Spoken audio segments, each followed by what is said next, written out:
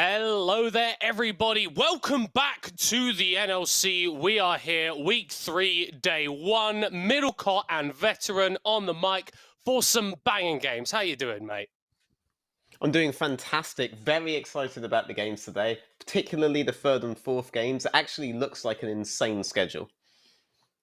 No, it's absolutely brilliant. We've had a couple weeks for these teams to get used to each other and for us to sort of see where they lie in the standings. And coming up today, I think, Veteran, the key thing is that we've got a lot of matchups between teams that are actually pretty close in the table. Oh, yeah, 100%. Like, you basically have a clear divide between the top part and the bottom part. If you just look at the scoreboard that's on your screen right now, you have the 1 and 3s and the 0 and 4s go against each other, and you have your kind of top 4 out there to prove that they can represent NLC at EU Masters, all having against each other Ruddy v Nord, Verdant v Riddle. I mean, we have some questions about Verdant. They are 3-1. They are technically doing as well as Ruddy and almost as well as Nord and Riddle are. But, you know, that 3-1 looks a bit shaky at times. Definitely excited to see if they prove that they deserve to be up here. Riddle's had some phenomenal victories, but if anyone's going to steal it from them, it's going to be Verdant. Oh, yeah, absolutely. Taxa has been such a key man for them. That man in the jungle getting those crucial objective steals that have helped propel Verdant to that very strong 3-1 record. And that matchup against Riddle, our match of the day, is going to be so interesting to see whether this is a team that can hold on to that 4th place spot and really become one of these teams that we're talking about being our top contenders in the league, or if Riddle can keep up this unbeaten streak that they're going on and just completely trounce over Verdant. But Veteran, I also want to talk about the game before that, because Ruddy and Nord have both been orgs that have been quite active on social media, and they've been pretty active on the Rift as well. Yes. I mean, the language of the chat is likely to change during the Nord v Riddle lineup, but, you know, Ruddy themselves, they have been a team that has been very vocal about how they want to be an organization that you guys can follow, that does more on social media, and they're really kind of all tapping into this South London Britishness on their social media with their rap battles and everything that they've been doing. So it's really interesting to see that clash just from like a social media, just from a branding perspective. But both lineups are also doing really, really well. And the matchup I'm most interested in is the both bot lanes going up against each other, right? Because you had Woolite tell us in his interview last time that we were casting that he's happy to let, you know, the top side, Akabane, WoW, kind of carry them through, get their testing ground in against the lower teams. But, you know, against Ruddy, let's see, because they have a legacy bot lane with Woolite, with Kasing, versus Denvoxnay Nash, both performing really well. Denvoxnay winning every NLC split he's been in, you know. Really interested to see that clash. I want to see them play for bot this time.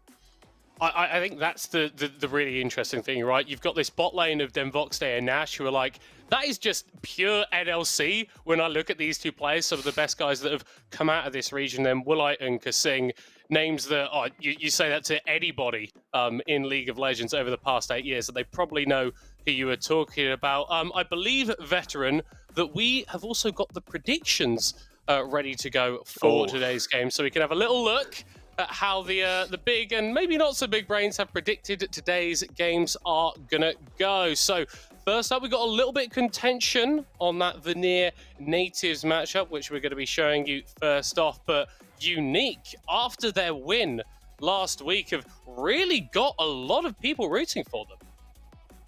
Oh yeah, 100%. I mean, Domino's, they're yet to pick up a single game. Sure, Unique's game was kind of picked up on the back of a throw, but at least they've shown us that they do have a strategy, that they do have the ability to close out these games once they're able to get the lead, which is different from what you can say for Vanir. But, you know, Vanir against Nativz, Vanir have so much promise in the early stages of the game. We just kind of want them to close it. I feel like with these first 2 games, at least when it comes to my predictions, if you were to merge the first team Vanir with the second team Unique, you'd have an almost perfect team there. Unique can close if you give them the lead, no matter how big of a lead you had in the early game. But Vanir, on the other hand, you know, they get the lead and then they can't quite close it out for whatever reason. You know, there's a perfect team there if you merge them. And I'm hoping both of them show us that they can be that kind of complete team today. Well, I mean, veteran, the NLC is known for some interesting organizational moves, but two rosters merging in the middle of a split, I think, is potentially a little bit It's a too super far team. It's a super team. either for us. But I mean, like, yeah, right. Unique were this team that came in, didn't really have very high expectations of them, then took down Vanir, Paul with an amazing performance on the Mm. Akali. And I tell you what, the Zeri for Cyrix didn't look half bad either. But I do kind of want to bring it back to our first game of the day, right, veteran? Nativz going up against Vanir. Yeah. Now, these are two teams who I think it's fair to say they're still trying to get their split started. Yeah, 100%. I mean, natives don't feel like an 0-4 team. They just feel like kind of an unlucky team, especially when you look at their schedule. They've already had to drop to the clear top 3, potentially top 4 that we've had. Literally, if you just look at our last 2 matches, that's every single team that Natives has already played. They've played Nord, they've played Riddle, they've played Ruddy. No one would seriously expect them to be able to take on them. And they've also played Verdant, who've just been kind of on a tear, really, on a very lucky tear here. But here, they're against an opponent that, is struggling themselves. Ultimately, obviously, my hat's in the Vanir department because I think they have one thing they need to figure out. But Natives, for me, I'm going to be real, it's all question marks. I don't feel like I've had the chance to see the real Natives yet because of the caliber of talent that they've been against. And a lot of time when it comes to new teams, new players, you have to give them a bit of breathing room. Like Nord are doing with WoW, they play heavily to him. That gives him the breathing room to form his own identity, get comfortable with his own style. Natives kind of need some easier games first before we can see the real Natives. And this is one of those matchups where I think we could finally see something from them. Yeah, because like you said, whilst a lot of us have favoured Vanir in this matchup, they went 0-2 last week, and they weren't playing against Ruddy or Nord or Riddle. That was against Unique and Verdant, two teams that I think we are looking at to potentially fill the 4th playoff spot, but definitely not teams that we'd be expecting to make it all the way to the final, get like big 3-0s in those series. So they've actually found themselves in a position where they were maybe in contention in that pack, now going up against Natives. If they lose here, then all of a sudden their series, their split in 3 games has gone in a dramatically different direction than they would have liked. Yeah, 100%. And I mean, right now there's everything to play for, whereas we do have like a clear top 4 and a clear bottom 4. This can change completely within 2 weeks, right? You can easily claw your way up to the top of the standings there. And I think even though Verdant are clearly up there, at least in terms of score right now, they have bled. Everyone smells that blood in the water, and everybody wants to go for it. That's the spot they could maybe take to push into top 4, and maybe they could go further than that. It's definitely going to have the potential there. And we sort of touched a little bit on the Verdant Riddle game, but I don't think we really gave it the full detail that we need to in this sort of pre-segment. And I kind of want to gush a little bit about Riddle here, veteran, because I know that they play this very, very controlled style. Kiba's going bot to top, and they're playing through all of their objectives. But I don't really see another team in the NLC at the moment that has that level of control, that has that level of poise, and understands their own game plan so clearly. This is a team that doesn't feel like they give up unnecessary advantages or even go for plays if they don't think they're going to get something off it. I mean, it's Riddle Verdant is actually a really interesting matchup for me, because Riddle for me have been almost entirely defined by their ability to set up on these neutral objectives very heavily, with like Kiba's persistent roams towards topside for every hell, for every Baron, for what have you, whereas Verdant have been noted, if anything, for their ability to punish you if you don't set up on those objectives perfectly, right? If they're going to get these Baron Drake setups in mid-late game scenarios, and Fire Rain's going to get his flanks, and Johan's going to go in on those, and Banderas is going to like dive 50 different people on Camille and actually manage to one-tap the carry. If all that's going to happen, you're going to have to actually kill Taxa here, because somehow this is where Verdant are always able to bring games back, right? And it's very odd for me to have to talk about, Baron steals, Drake steals as being a thing, but this guy has literally not missed for 4 straight games in a bit. Something weird is going on here, right? Potentially the god he worships is just a real one true one, but you have to account for it here. You have to account that they clearly have a plan for that. But if Riddle do, figure this out, if they're able to play their style and they play it as best as they can, I feel like they're actually a very comfortable matchup into Verdant, where, you know, it could be a near perfect game sweep kind of scenario for them, right? But I'd be really interested to see if they get a little bit lazy and how much Verdant's luck stands up to the might of Riddle, right?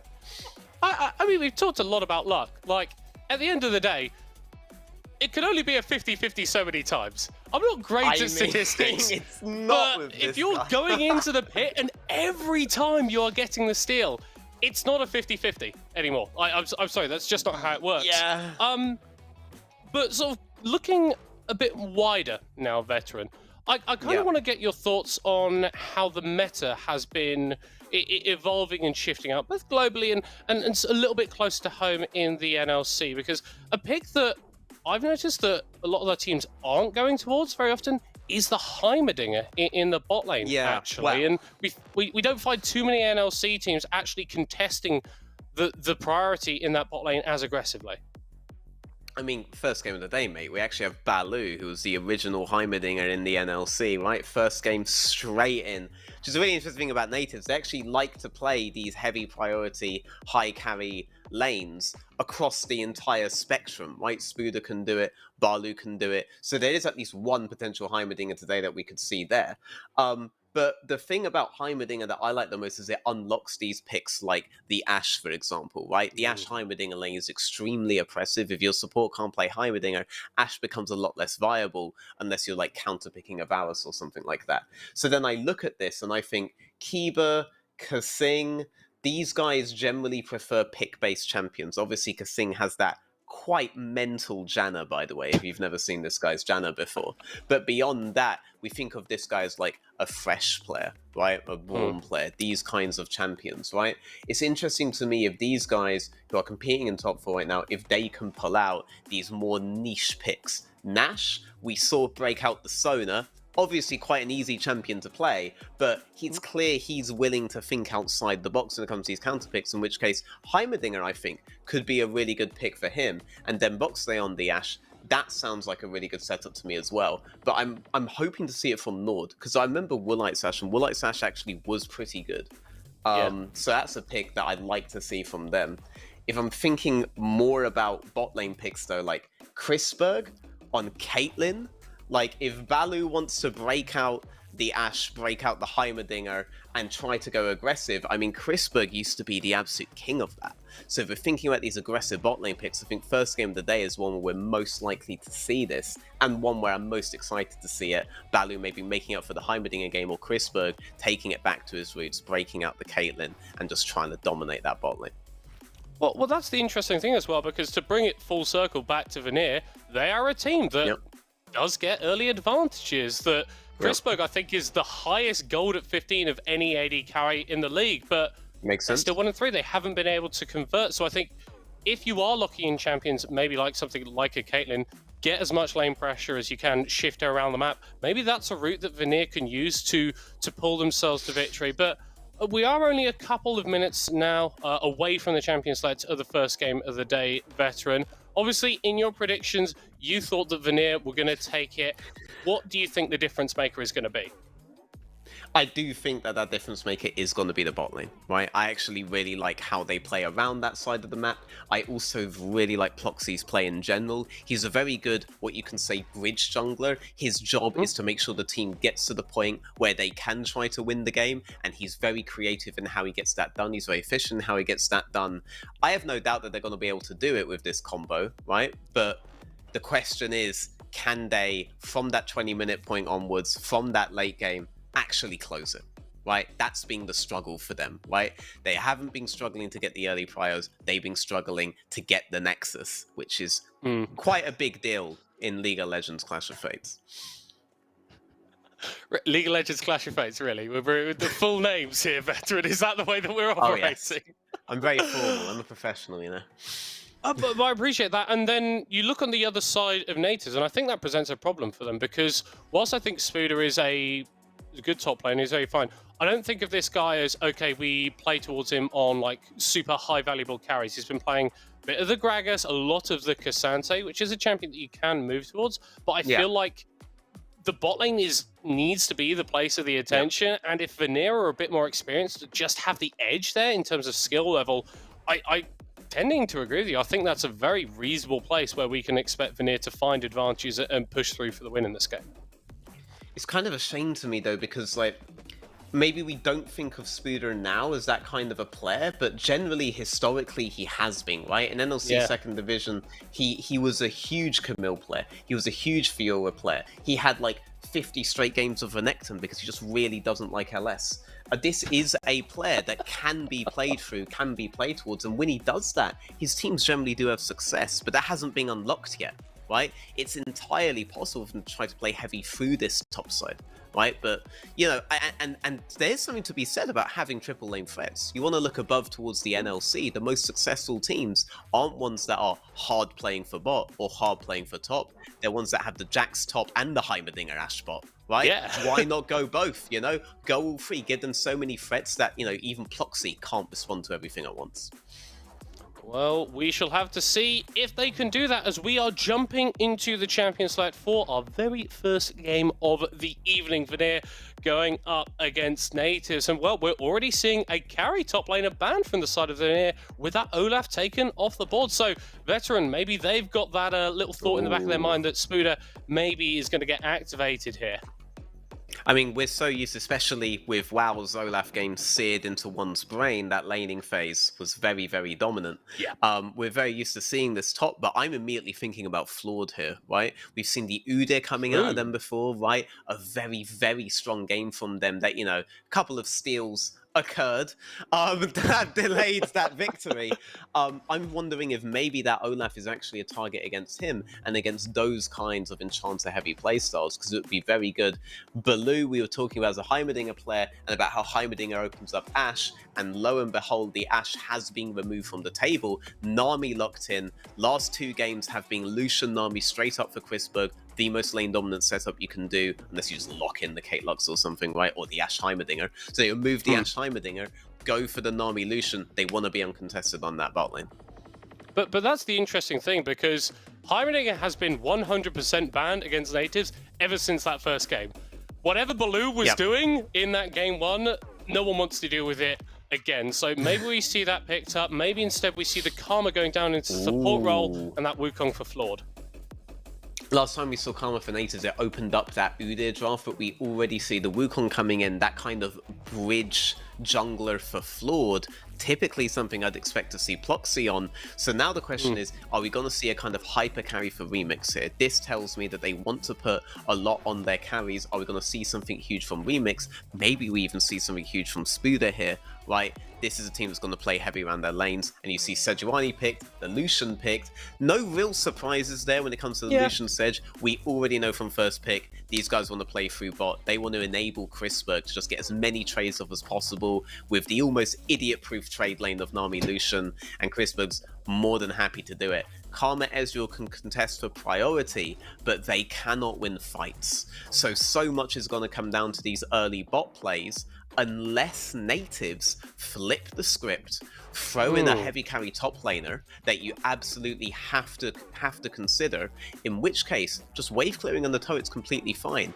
and Ezreal can get his curves. The issue with Ezreal is not you have to win lane or it's over, it's that your top and mid lane have to be able to get you to the point where you curve into the game, because Lucian Nami is going to force you back on like Tyr and Sheen and you're going to do no damage.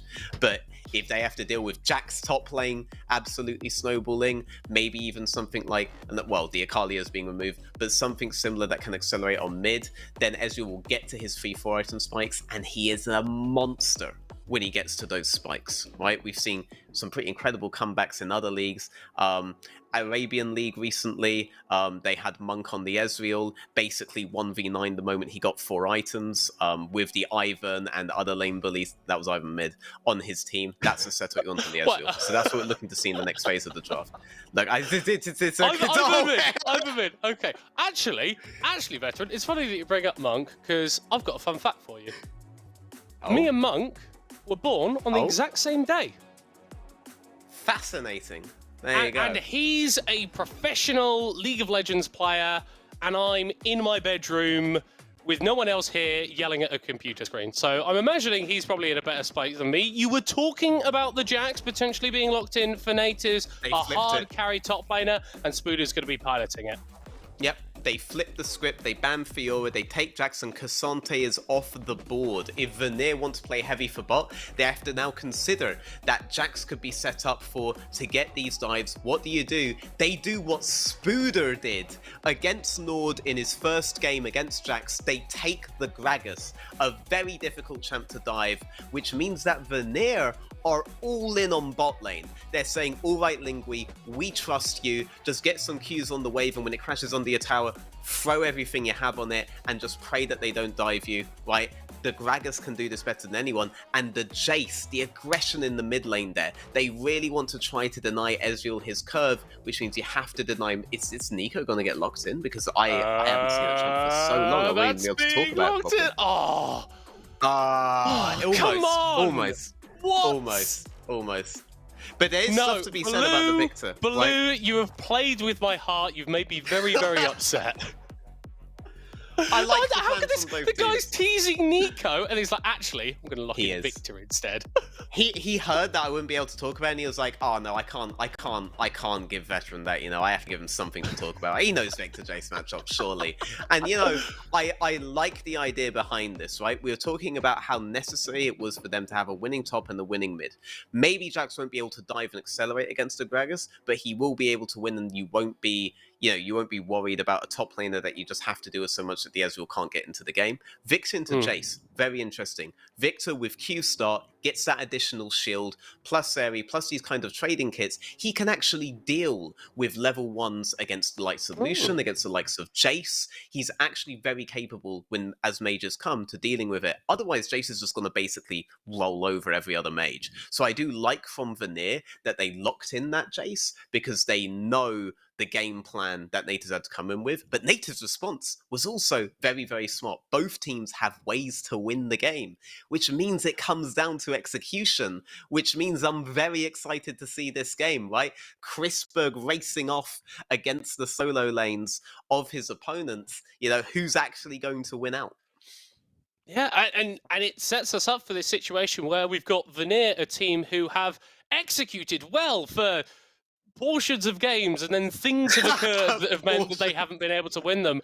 And then I look at Nativz, and honestly, this is a team that it feels like they haven't had the opportunity to execute, because they have been playing against these strong oppositions. Laning phases haven't been going the way that they would have liked. And if you're coming with sort of 2k, 3k gold deficits before you're even getting into fights, it's so difficult to get yourself out of that situation.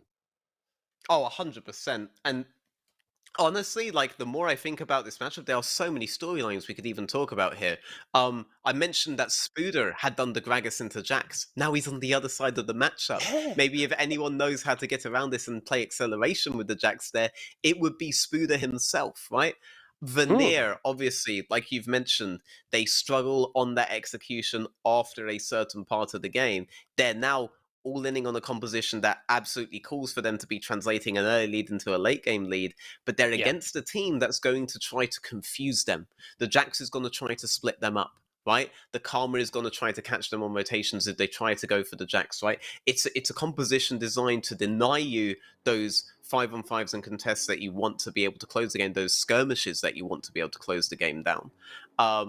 So they have to be really on the ball. If they win this game, they will have earned it. They're against an 0-4 team, but Nativz have been so close so many times to winning against very, very strict competition. It's going to be a hard-fought victory if Vanir were to take it. And for Nativz, it's going to be a long time coming for the win, but almost no team deserves it more right now. Well, we shall see which of these teams is able to come out victorious as we are loading onto the Rift, and Vanir are already setting up something a little bit sneaky, Veteran, unexpected in the bush, trying to scout them out. I'm not sure if he spotted them, but yeah, no, it's very difficult to miss a Gragas when he comes waddling out of a bush like that. Yeah, but I do like the heavy aggression by them to do that. They dragged their top laner in as well. So even though Ezreal, Karma, two champions we think of being very strong level 1, you have the man advantage and you have pretty good level 1 champions yourself, right? So it was a good attempt. If you're able to just split map bot, then Gragas can survive topside. He's more capable of doing it against a kind of champion like Jax, against an early dive by Jax than any other, but you completely nullify the Ezreal Karma and play heavy to your win condition with the Lucian Nami if you were to do it. Ezreal, again, very curve dependent. Please keep that in your head. Look at the first item that he's got. It's a longsword. He needs to get a tier, and he has to be going into Sheen. But if you force him back before he goes for his Sheen, he cannot trade with you whatsoever. We're talking about 1,200 gold he has to go back for at this point. So if you are able to get the map split there, you completely deny Ezreal those backs. He's very weak the whole laning phase, and he's free food for Lucian. Like the idea. Yeah, and I tell you what, this has been a really good smart start actually by Nativz there with Remix and Baloo getting into that front bush at the level 1, Yep. getting a little bit further forward, and using the range that the Ezreal and Karma do have that level 1 to get a little bit of poke damage down onto the Lucian Yes. Nami. Whilst the sustain is there, that Yep. poke's still going to hurt. Yep, and the longsword specifically, right? If you do the longsword start, you automatically give yourself much more gold that you need to go before you can actually take your first recall. But with that longsword, you can potentially win early trades, especially if you get that level 2 advantage. So starting up in the brush there, utilizing Karma and Ezreal there, utilizing that longsword gets you the level 2 first. That's the only time in the game where you have 100% more abilities than your opponent. So you use that, and maybe you can even get the first crash in and actually be able to avoid their trades for the next couple of waves, right? They've potentially bought themselves 5 minutes of in-game time, and that can be enough for him to get the backs that he needs to really be able to do something against Lucian Nami, right? Like, Lucian Nami's S+ here right now for a reason, right? I'm not even a huge fan of Lucian Nami because Lucian becomes an ultimate bot post 20 minutes of the game, right? But it does win lane. It stomps It's still lane. good. Yes, like it's still really good.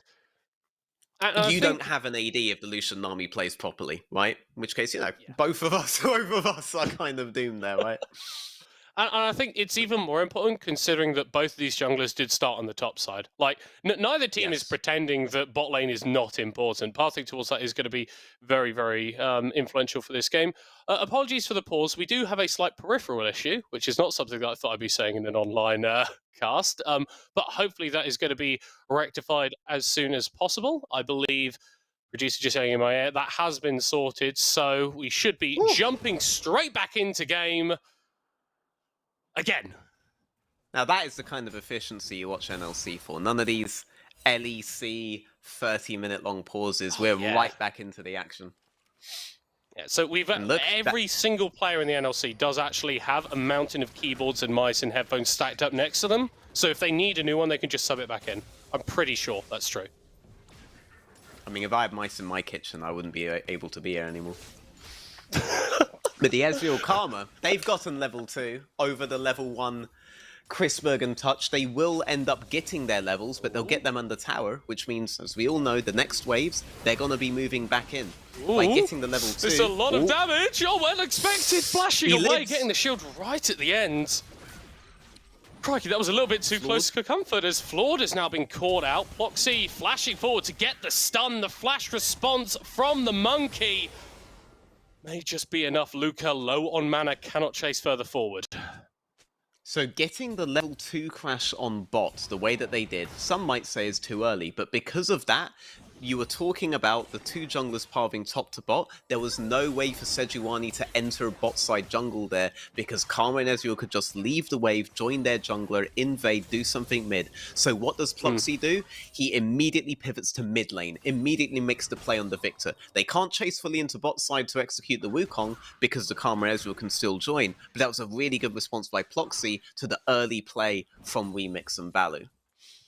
And I tell you what, for Nativz, denying that entry of Ploxy into the bot side is brilliant because they're winning that lane right now. They're already a wave up in terms of CS, and Chrisberg and Touch haven't really been able to contest them too much as Spuda going for a very decent trade onto Lingui. But this is kind of what the Gragas wants, right? You just sit in lane, you take a load of damages, hold on, Luca, forced to knock back Flawed, potentially getting aggressed on in the mid lane, but yeah, no one dying. Yeah, oh, deaths, but he also has no mana and very low HP. Depending on where the wave is there, if it's good for him to recall, this can be fine, but if it's not, if Victor's actually able to get the freeze there due to Flawed's aggression, he's going to lose so much. He's at least going to have to burn the TP, but he could be very behind on economy. Spuda, I mean, he's aware, but no minions are about to die for him, so there's no reason for him to step up. Gragas, kind of chilling here, right? He's not really a wave ahead, guys. Like, right now it says 8 CS, but just count the amount of CS there that Spuda hasn't taken, and always add that mentally, right? Spuda's going to collect all of that. He's still ahead. I really like that from Spuda, just sort of like playing a little bit further back, recognizing that walking up to that lane was something that you don't need to do. And it very much feels like someone who has been forced to play weak side for the first 2 weeks on these tanks, on these Cassantes, not getting help for his jungler, going, I'm probably going to get gagged at some point. I'm not going to go over aggressive. And on a scaling pick like the Jax, dying in lane, something you don't want to do. You want to be getting as much access to golden XP as possible because gaining levels on this champ are so OP. Yeah, when it comes to this NLC split especially, this is just another day in the office for Spuda, and we talk about levels. Spuda's wave topside isn't really that good, and Flawed is actually on the bot side of the map right now. Really interesting that Spuda's just kind of winking there. Okay, yeah, he is going to eventually teleport. I guess he was just waiting on gold for another item component, but he has lost minions while he's been doing this wait. He's actually 3 minions down from that, which means Gragas is probably going to hit level 6 before him. So interesting to see if Sejuani plays on that. See, 6 before Spuda. Spuda has to back off here. Gragas looks like he's just going to use this to crash the wave in. So interesting to see if he does anything with that. Potentially a move towards mid versus the Victor with no flash is something that Gragas could try to do. Absolutely, and you're seeing Lingui cheating down, just trying to get a little bit of vision in the top side of Nativz jungle, but mid lane has kind of been where a lot of the action has been. We've seen Ploxy and Flawed both make moves towards that already a couple of times. That as this wave is being stacked up and pushed in, could be looking at a potential dive. Chrisberg trying to trace some damage before as the exhaust is dropped. The cleanse comes out as well. Remix on 100 HP, and if Flawed is going to be looking for a kill, it is rough. Very aggressive trading by the Vanir bot lane keeps them alive. Mid. Look at mid lane though, the whole time this has happened, Gragas has made the move we predicted that was going to happen, right? He got the level 6 first on top, he got the crash in, immediately goes to make a dive on unexpected, right? Appropriate name. So you ended up having a play happening on mid by Vanir, and a bot play happening by Nativz. Neither actually succeed, neither even get summoner spells, but both teams, they're looking to do moves. Whichever team gets the execution off first, they're the team that's going to get it. You can see the options that both teams have in these early phases of the game. But still kind of surprising to me, right? There is a bit of opposite day going on here. We would have expected Vanir to be the ones making the play towards bot, and Nativz to be the ones making the plays towards solar lanes, but it's been Vanir, right, making the plays with and to the solar lanes, and Nativz making the plays towards the bot side. Very interesting. They're both essentially trying to counter each other's win conditions rather than play through their own.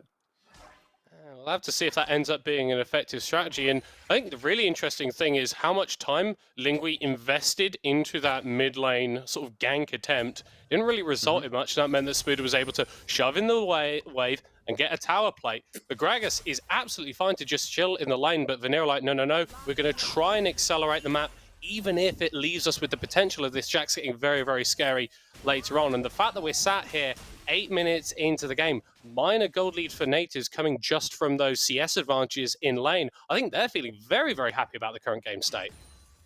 Looks to me like Sejuani was attempting to maybe go over the... No, okay, so there was me thinking she's going to go over the Herald Pit to make a play on the Jax, but actually we're just going straight for this neutral objective on top side. This has to be something that you drop on bot. Maybe you could drop it on mid lane, but that Lucian needs to get ahead. The Ezreal and the Karma, they get this half roam over. Ooh. They know they're going to be too late for the Herald, so they go straight back bot, but they're in control. They are the guys that had the roam timing, and that's partly because of Ezreal's build path that they've had, that he's been able to have this game due to their moves. We were talking about how if he ends up with like a Sheen and a Tear, it's really bad. He actually went double longsword into the Tear and then bought a Sheen, which is really, really good with Sheen's ratios, and tells you immediately this is a guy who's looking to fight, right? He doesn't want to give up this lane. Balu and Remix are not going to allow Chrisberg and Touch to roll over them. Like Chrisberg and Touch have rolled over others, this could be a dent in Chrisberg's CS at 15. And now Nativz, they get the bot side objective, while Vanir gets the top side objective, and Vanir are the ones diving top. Oh, Spooder has already used the counter-strike. The belly bot misses from Lingui, and with that ultimate, Spooder's just going for a little bit of a 1v2. It's not going to happen, as first blood is secured by the Gragas. Unexpected, trying to do a little bit of damage back, but not able to make it stick. So Vanir striking first. Vanir, though, they're getting the early lead. I would say this is good for my predictions versus yours, but, like, let's be real. Vanir have difficulty translating this into the eventual game win, but it's opposite day on my screen, right? Vanir make the plays happen on top. They make the dives happen on top against the Jax, not the Jax against the Gragas. And meanwhile on bot lane, right, Nativz again trying to make things happen through the Ezreal Karma versus the Lucian Nami. These two teams have downloaded each other's win conditions and are playing to those rather than to their own. The first guys to make it work is Vanir, but I really wonder what happens when Vanir decide, why don't we just play Famine top and dive bot? And Nativz decide, you know what? Spooder is on a carry this time, and he is good on those. But, you know, we've got 5 more minutes to see that kind of a thing happen. I'm interested there. Lingui still having a level advantage over Spooder and still very, very safe. Yeah, and this is traditionally the part of the game that Vanir haven't struggled in. Right, it's sort of come around the 18-20 minute when they've maybe taken a couple of fights they shouldn't, or contested an objective in a way which wasn't optimal, which has really sort of bit them in the arse fundamentally, and means that they are sat at this 1-3 scoreline and haven't got a couple more W's in that column. It's been a fairly quiet start to this game, Veteran. Do you think that Nativz need to be sweating a little bit, or are they still absolutely fine?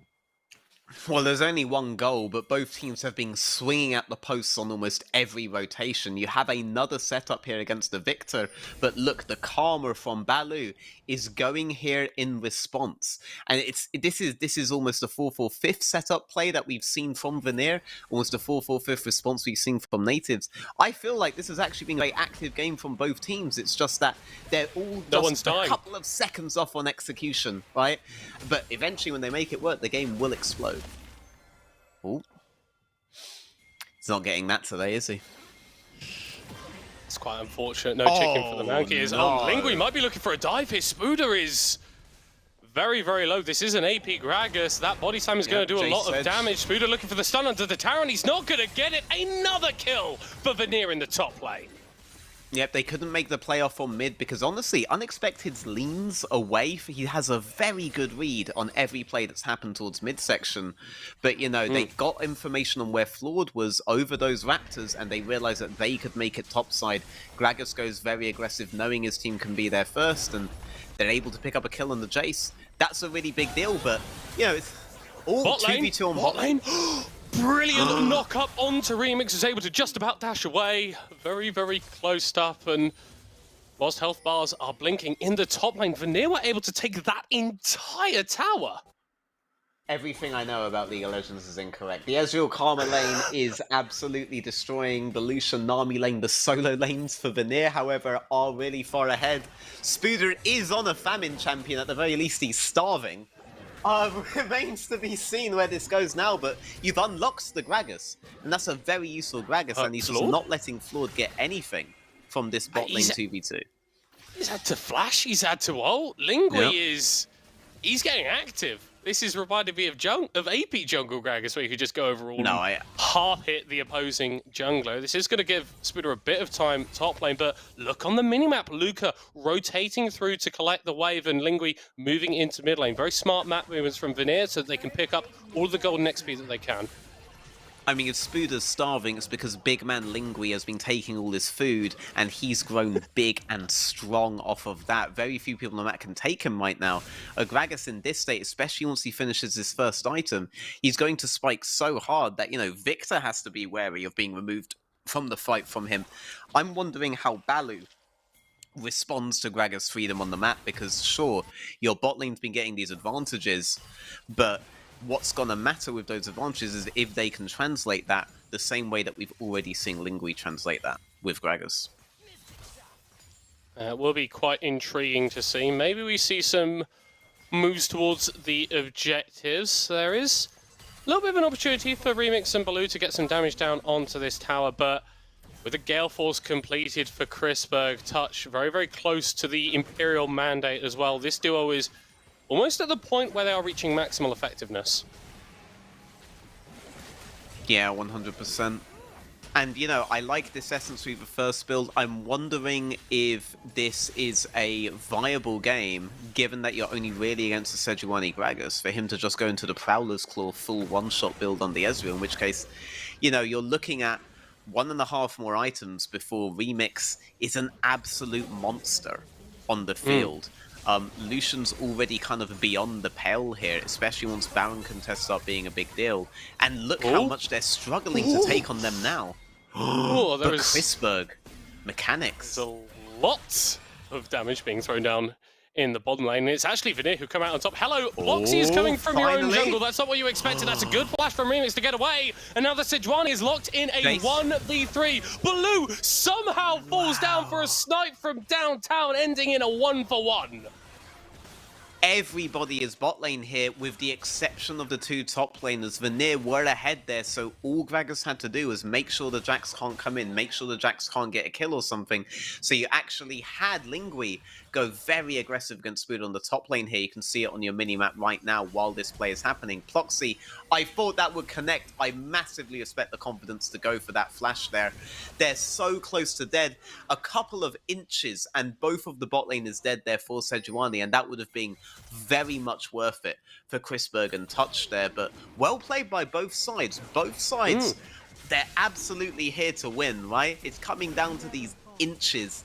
It's the first game of the day. It's not two of the top 4 teams that we are expecting to see play later today, but my god, this game is already delivering. Absolutely, and Vanir have come out of the early game with around about a 2,500 gold lead. Nativz have got a Drake, but Vanir have got one themselves, and this is kind of approaching the time where we had the questions about Vanir. How clean can they be? How can they close out when they find themselves in these decent situations? They've already taken top tower, they've already taken mid tower. The next natural assumption is that bottom lane tower is not long for the world, and with the pressure that they're putting in this jungle, I think it's going to be falling very shortly. I mean, the big worry right now for Vanir has to be Spooder, because you have this Gragas going around the map, sure, but the whole time that's been happening, Jax has been slow pushing, freezing topside. He's caught up. He's actually ahead now on CS, whereas beforehand he was 20-30 CS behind on this Gragas. Once you take top tower there, double belly bomb into the triple root. It's a massive damage. cast. Chrisberg with the first kill. Chrisberg with the second. What a play from Lingui. It nets a double for Vanir. The game has exploded. We're at the Vanir 17 minutes, but normally in 3 minutes is when the game starts slipping away from him. Spooder might get his first kill. No? Okay, just give it to the Wukong.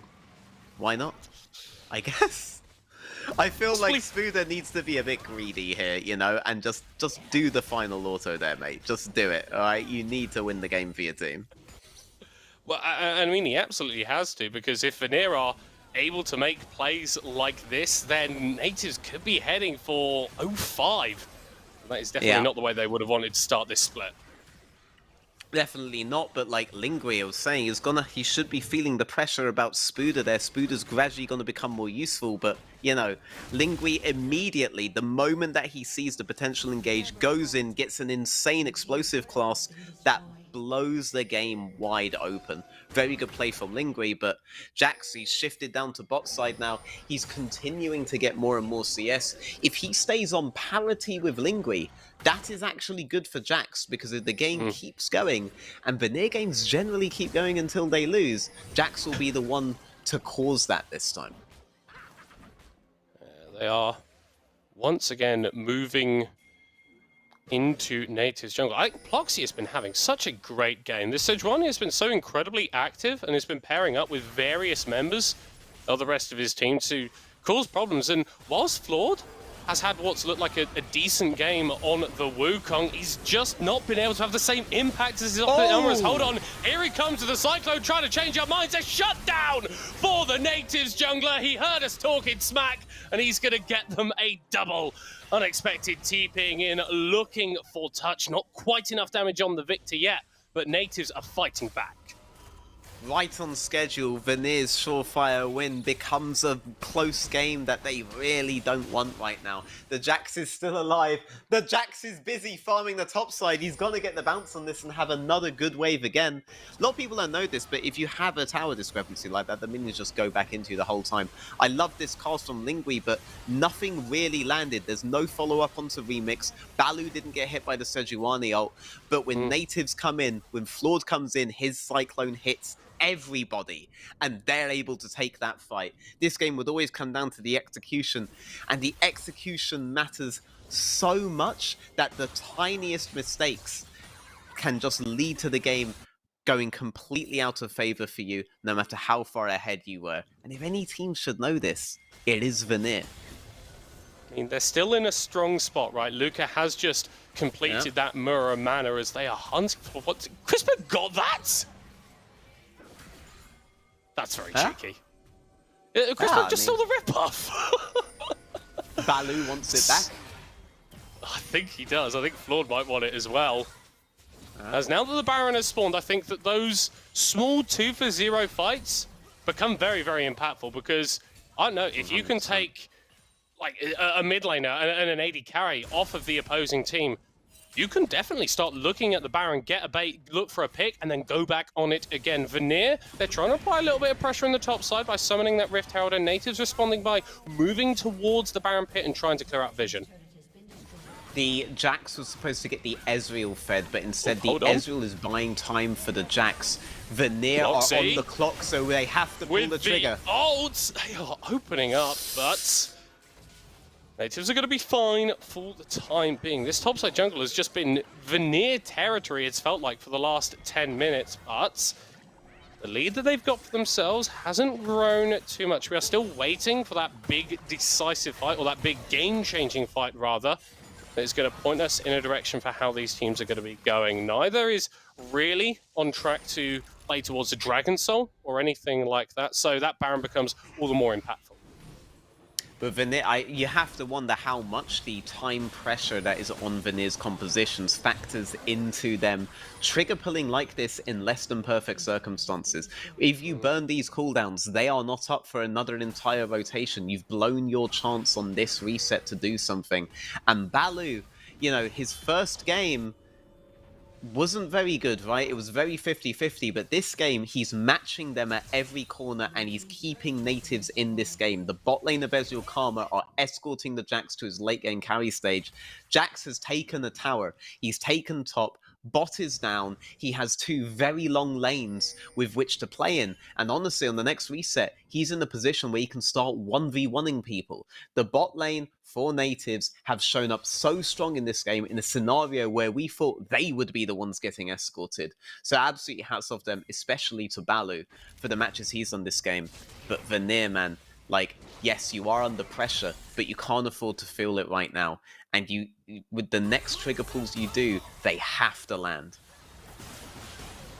So they are going to be able to take this Drake. I think Nativz wisely realizing that with Spuda not really there, then contesting is not a great idea. It's going to be the Zhonya's second pick up for the Jax. We have seen some interesting itemization. Was that a clap there? Did you just clap for the Zhonya's? Oh no, I didn't. Wait, sorry. If there was a sound that did not come from me. Well, maybe our producer fell off his chair or something. But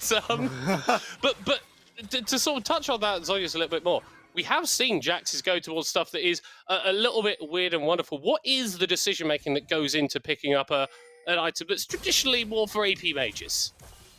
Well, I mean, if you are a champion that you think could benefit from GA, so a champion that likes to dive, that likes to be the focus, anything like this, and you have AP scaling, Zhonya's is honestly better.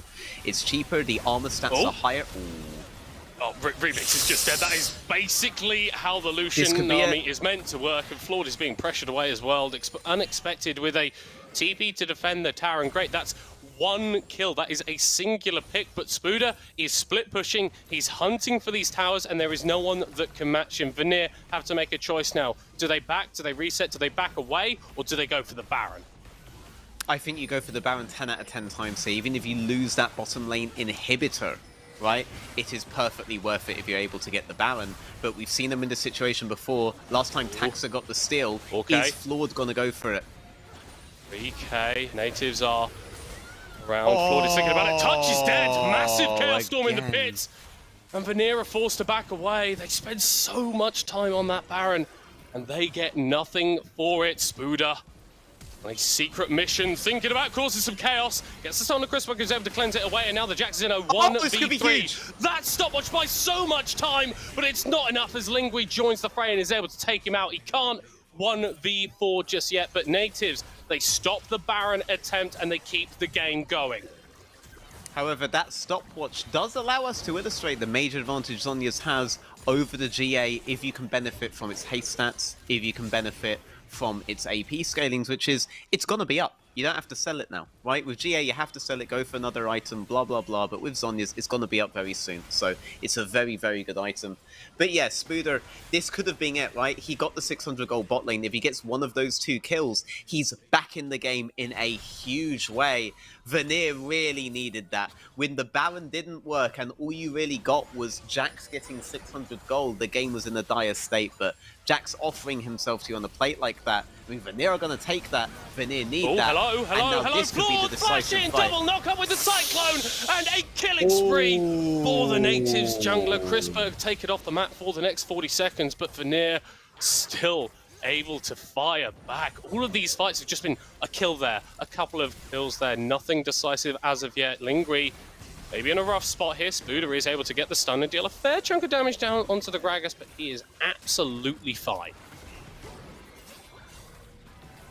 He is, but he's not giving up, is he? He's letting them know that he's powerful. Oh, he's going for Lingui. Spooder is absolutely not giving up, even though it doesn't look particularly likely that he's going to be able to get a kill out of this scenario. But the general movement, the way that Natives are stancing now, definitely feels like they are recognizing that the game's lasted long enough that they're coming online. They've got this power. Unexpected, 2 items. Remix, 2 items. Spooder, very, very strong, nearly level 16 on the Jax. Vanir, they needed to accelerate with this composition. They are still in the gold lead. It feels like the control of the game is slipping away. They needed to put the pedal to the metal. You're absolutely right, though. Right, these fights, it's a kill here, it's a kill there, and that benefits Natives no matter which way the kills go. But every time the execution goes well for them, it's Flawed. Coming in with his Cyclone, he lands it, it's always a good kill. That guy right now is looking like an early contender for man of the match along with Balu. This jungle support, they've been setting up brilliantly. Vanir think they've caught him, but Flawed knows execution best right now on the map. Right now, I'm looking at those two as potential MVPs and Natives to close this, but Vanir, they're pressured. They feel the pressure of the time, and so they say it's time for Baron. We need to be able to end the game. Spooder's on 20% HP! He's been caught out! No! Oh, the Jax, who'd built up so many items, so much control in the side lane, moves towards the team fight and gives it all up. Lingui is still pretty low. There are poke options available for Natives, but it doesn't look like they are opting to contest. The Baron DPS from Vanir, not particularly high as it stands, and Unexpected is doing some damage with those death laners. Vanir gonna back away. They don't want to risk it, but again, more time for Nativz. At some point, Vanir, they just need to go. They need to make the play. Otherwise, they're gonna get outscaled. They do, but they have to kill Nativz before they do it. An aspect of the composition we haven't talked about is Ezreal, Karma, Victor. You could not dream of a better poke composition. And where are poke compositions best? At neutral objective contests. You're trying to take out the Drake. Oh, Lingwei going in. The cast hits absolutely no one. Beautifully dodged away, but Flawed isn't able to get access either. A shutdown onto the monkey. Spuda is rejoining the fight. The health bars on Vanir are low. The ult from Ploxy will allow them to disengage around the Drake. This would be soul point for Vanir if they are able to pick it up. But Remix is still very healthy. He has a lot of damage on the Ezreal. Crispberg is able to get a massive chunk onto him as Ploxy chases, flashes into him in his own jungle. Remix is somehow still alive, but Baloo emphatically isn't. The Ezreal will run. He may even escape, but not for the charge of Ploxy and Crispberg on top of him. There is no way out. 3 kills in the fight for Vanir. We said that they needed to engage. They did it right there. They've learned, they've taken a breather, they've reassessed the situation. Why can't we get these neutrals? This is because we're against Victor, it's because we're against Ezra, it's because we're against Karma, it's because we're against Poke. And where's Poke best? When we can't move. When you're doing the Drake, when you're doing the Baron, that's when you just land your Poke all over them. So they have to take them out first. And Crispberg, he got the memo. Ploxy, he got the memo. Lingwei, maybe he missed, but he got the memo. Look how aggressive they are when Remix goes up and tries to land some unnecessary poke, right? They go straight on him. Ploxy flashes for him. Crispberg flashes for him. They have to get rid of the poke on the enemy team. They did it, and they finally managed to receive a neutral objective in return. Look at that play there. This is all completely correct. You have to get these champions off the map, or you can't accelerate the game. And if you don't accelerate the game, then the game goes very slowly towards a Nativz win. But Vanir, they're fed up of that. They're done with that. They want to finally turn the V into a W.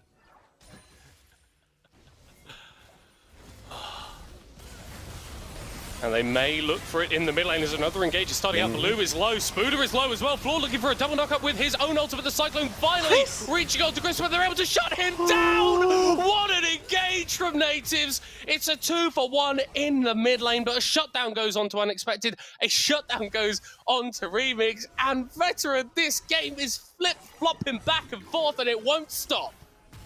And once again, it's flawed with the counter-engage there against Vanir.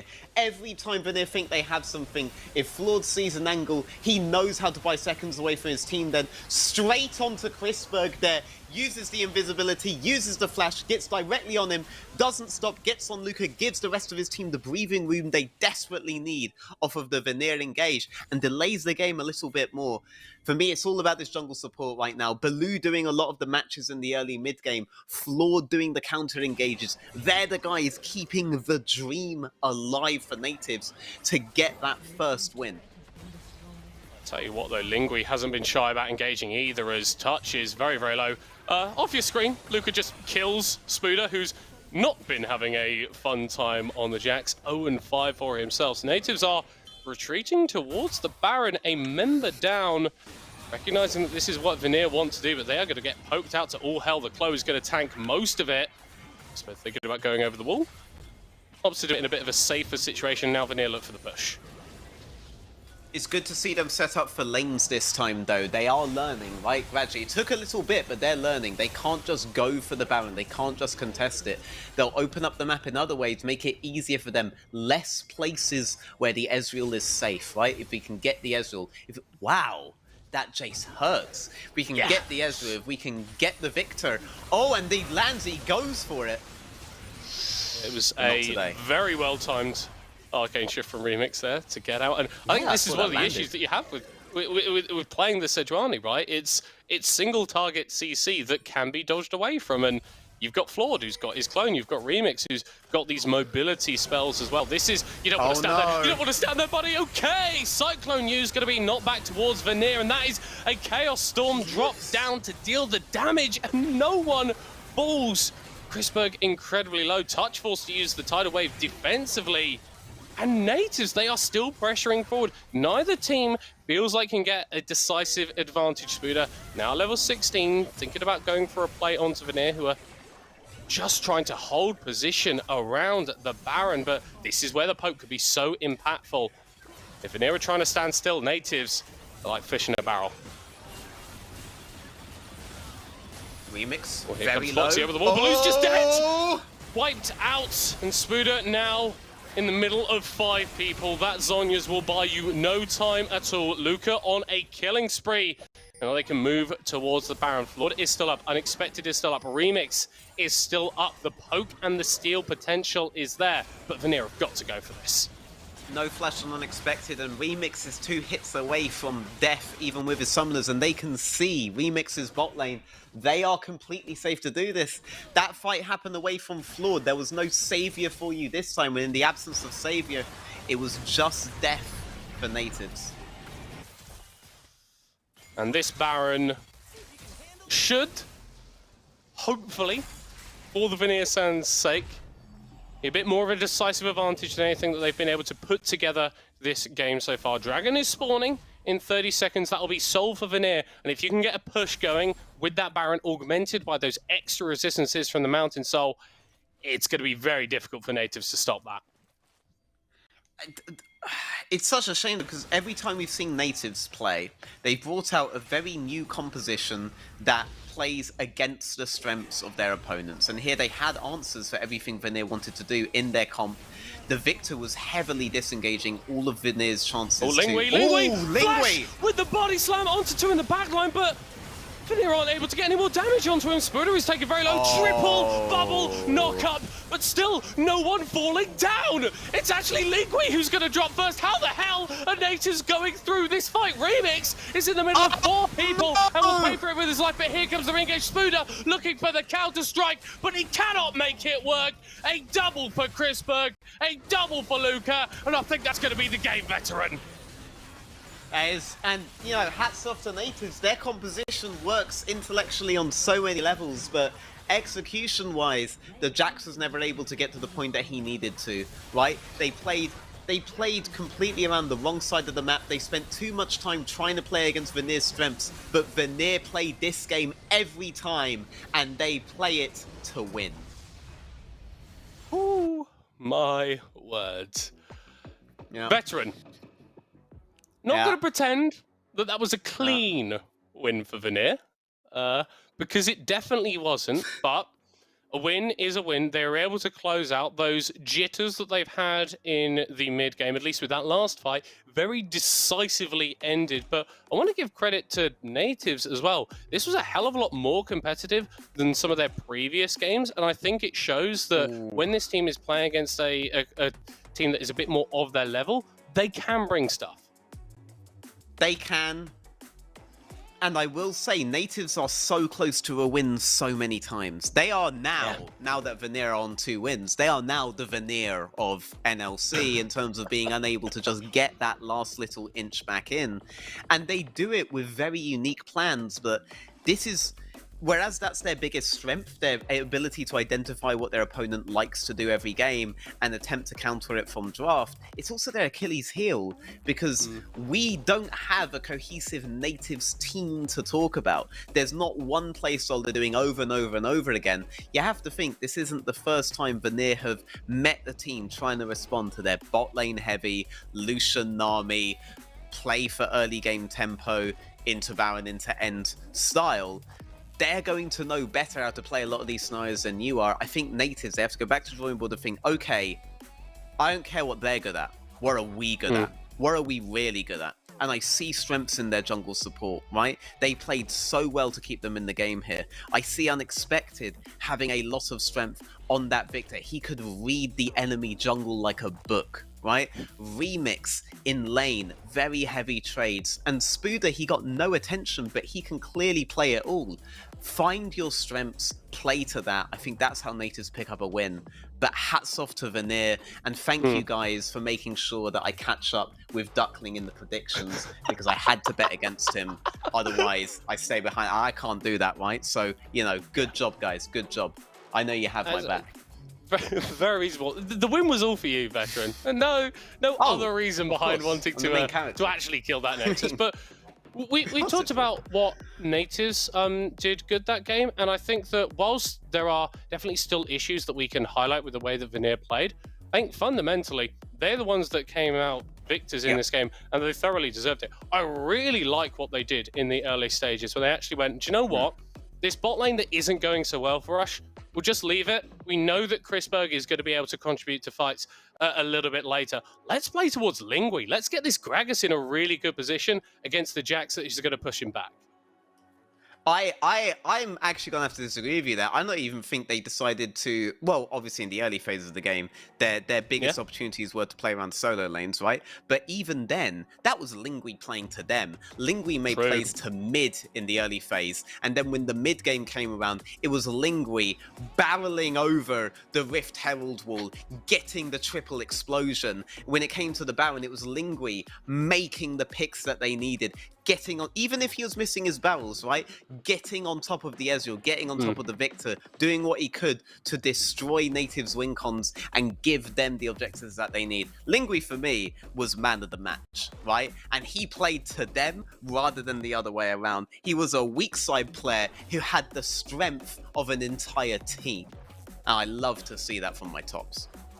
I think that's a very, very fair assessment. I think MVP definitely deserved for a performance from him, but it wasn't just Lingui, veteran. I think we do need to take a little bit of a look into the mid lane. We kind of didn't say Luca's name a lot, but this Jace was pumping out a load of damage, and it was very, very difficult for him to ever really be contested.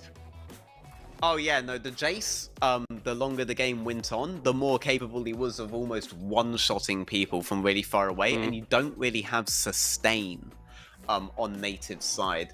That was a large amount function of scaling, but also he was getting ahead from, for example, those plays topside with Lingui, right? Where Lingui, like, grants him the last hit on the Jax. I think the biggest issue this game, if I was to look at a point of criticism for Vanir, is it took them too long to realize they have to win the fights first before they do the objectives, right? They are a team that play under this pressure every single game, but, you know, you have to assess at 20 minutes, how is it we actually take the Baron? Can they stop us? How do we take out the things that can stop us? These are the kinds of conversations they have to have at that point. It's more of a five-man thing that they need to fix, because all their players had strengths this game. Top, mid, bot, jungle. I mean, we've talked about Ploxy so much, right? Like, they all had strengths this game. Once they get all these conversations working out as five, they are going to be a force to be reckoned with. So I guess the natural extension then of that conversation, veteran, is how much legs does this Vanir roster have? Where can it go? Well, based on what you've seen today, is it a case of them actually being a team that can sneak into that fourth playoff spot? Or is this a team that on their day and in the right circumstances could maybe match up against one of the teams that we're looking at towards the very top of the table? I mean, Verdant are a top 4 team right now, and they really should have lost that game to Vanir, right? I do think that Vanir should take a lot of confidence from this game, take a lot of confidence in the advantages they got in previous games, and just, you know, instead of having that 3-minute window where they're falling into the same traps over and over and over again, they just move that backwards. And honestly, the team has a lot of legs to stand on. They have 5 of them, to be honest. There are no real bad players on Vanir, so they have all the foundations to be a great team.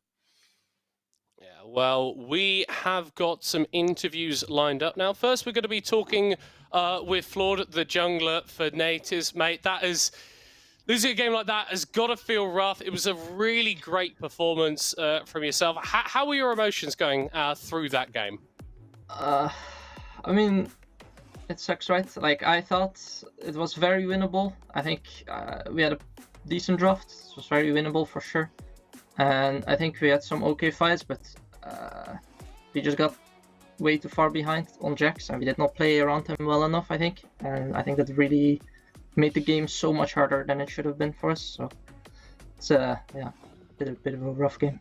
So unfortunate, but I think looking at this game in the context of all the matches that you've played so far, your opening 2 weeks, that's the sort of schedule that I wouldn't really wish on anybody, having to play Nord, Riddle, and Ruddy. And whilst it was a loss for you guys today, I think that we saw a hell of a lot more of the Nativz that I wanted to see coming into this split. There was a lot more proactivity. You guys were going for all these fights. I mean, yourselves were getting some pretty nasty Wukong ultimates. Do you feel like you guys are sort of scaling into this split, despite the fact you haven't been able to pick up that first win? I think we're definitely scaling into the split. We had a very late start, like I said before as well. So the more practice we get, I think the better we're slowly becoming, and the synergy is slowly getting better. But I think the rough start definitely makes us look worse than we actually are, because we got like the single best teams at the beginning. Yeah. Even though we were like a really fresh lineup. So yeah, I think that makes us look a bit worse than we actually are, but I still think we can do pretty well against most teams.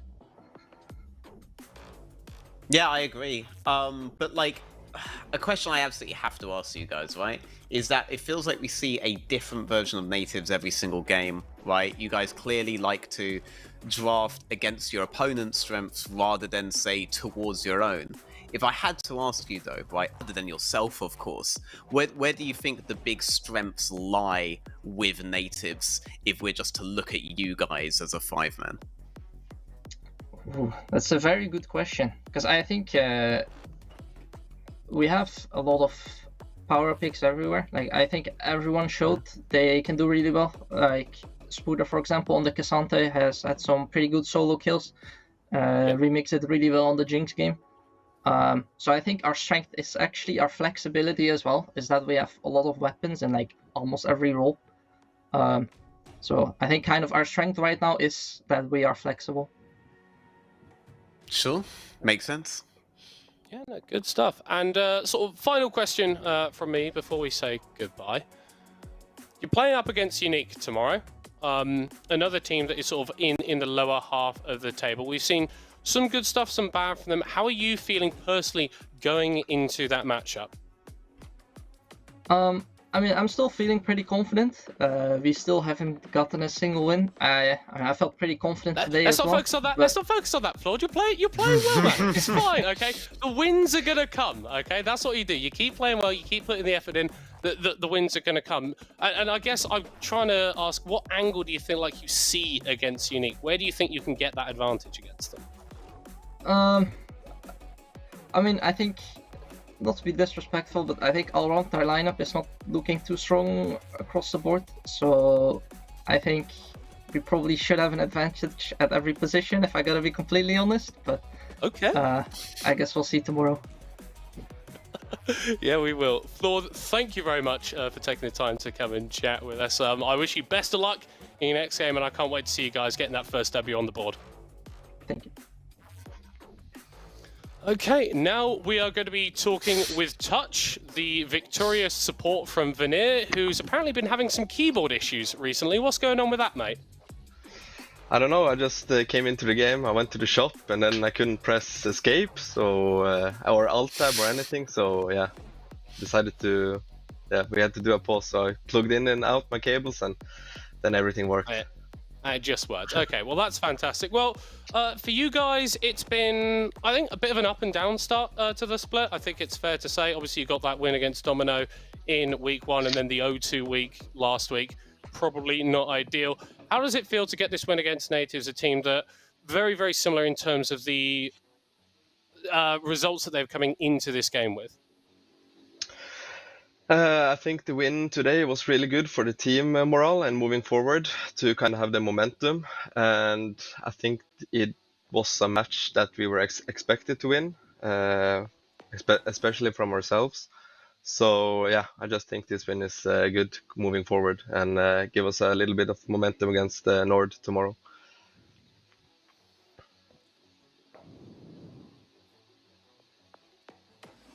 Yeah, and obviously, sort of looking towards that that matchup, one of the sort of criticisms that I guess a couple of people have had of Vanir is that you guys seem to have these really, really strong early games, but then when it comes to actually transitioning those into wins, you have tended to have a couple of issues. So I kind of want to hear from you. what you've been doing to sort of work on that, and I guess how you're going to be implementing some of those strategies looking forward to that match against Nord. Yeah, I think we noticed very early that our early game is pretty good, and we are good to have get some leads early, and then transitioning into Herald and mid game is where we normally throw the game. So we have started to just review the game after the early game, because that's where our main issues are right now. And then, yeah, I mean, if you just keep it going from the early to the late game, we shouldn't be any issues. Yeah, But yeah, just the win lane, win mid game, game. yeah. Does this mean we could actually see Heimerdinger from you? Because Middlecourt's being Heimerdinger starved right now, and Heimerdinger actually is one of the most oppressive win lane, win game lanes out there right now. Yeah, I mean, I play it, but normally it's yeah, maybe I can't tell you too much. Maybe, no promises. Okay, can't leak the strats. Well, that's fair enough. I am expecting, Touch, though, at least one game this split, Heimerdinger from yourself. Can you promise that to me now? Yeah, I will try my best, but if coach refuses to pick it, then it's not up to me, okay? It's not my fault, it's not my fault. Blame the coach, blame the coach. that's fine, man. Well, thank you very much for joining us for this quick chat. Obviously, best of luck in that matchup against Nord tomorrow. Let's hope the game ends at 15 minutes for your own guys' sake. Thank you. Oh, it's lovely to have a chat with those guys, Veteran. Lovely to hear their insights into the game. How are you feeling, man? I mean, that was a very exhausting game, but you know, I liked it a lot because it made me feel a lot more confident about the NLC as a whole. That when Nord, Riddle, etc. go up against these lower tier teams, they are starting to figure themselves out. That they can actually do something to those teams. Maybe if Nativz face them in the future, they can actually, you know, maybe nab a win off them. Especially like their Verdant win should have been a win. Like I feel like I say that a lot about Verdant's games, to be honest. What? But yeah, well, no, I'm very confident. Yeah, let's maybe chill on the Verdant stuff. We'll save that for their game, which is coming up a little bit later. We're hyping it. We are going to be going to a short break now before Unique face off against Domino. Don't go anywhere.